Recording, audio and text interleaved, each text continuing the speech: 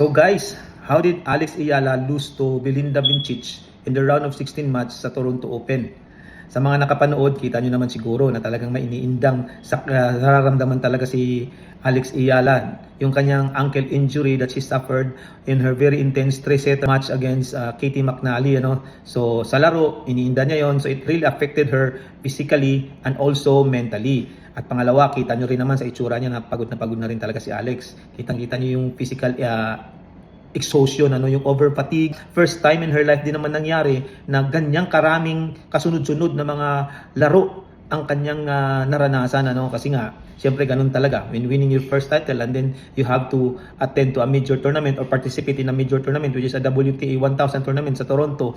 That really will happen to her, so because of that, because of the injury and because of the over fatigue or the exhaustion, ang nangyari ay apektuhan yung kanyang strategy. She was not able to really execute her shots like the spin serves towards the body of Belinda Bencic and then towards the backhand of Belinda Bencic. She was not able to do that. She was more consistent on serving towards the forehand of Belinda Bencic, which is the strength or the strong part ng laro ni Belinda Bencic. That's why Belinda Bencic was able to really return the serves of Alex quite easily. At pangalawa, nawala yung variety of shots ni Alex, which are yung mga drop shots, yung mga low spinning slices, which could have disrupted the rhythm of Belinda Bencic. She was not able to do that. Kitang-kita, nakipagpalitan lang siya ng mga tira di ba? At yan ang gustong-gusto ni Belinda Bencic na laro. Yung palitan lang ng tira because she can hit it on the rise and she can misdirect the shots to the areas or portions of the court na mahihirapan si Alex na ibalik na yung bola. At kitang-kita, isabay niyo pa yung kanyang limited movement dahil nga sa injury at dahil nga sa pagod, ayun, talo si Alex.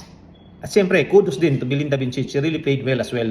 So, ang susunod nating abangan ay ang Cincinnati Open. After Alex, rest for a few days, the Cincinnati Open will start on, I think, ngayong August 13 na. So, malapit na rin. Ilang araw lang. So, maybe by Sunday or Monday, meron na namang laro si Alex. So, let's continue supporting Alex, okay? Let's go!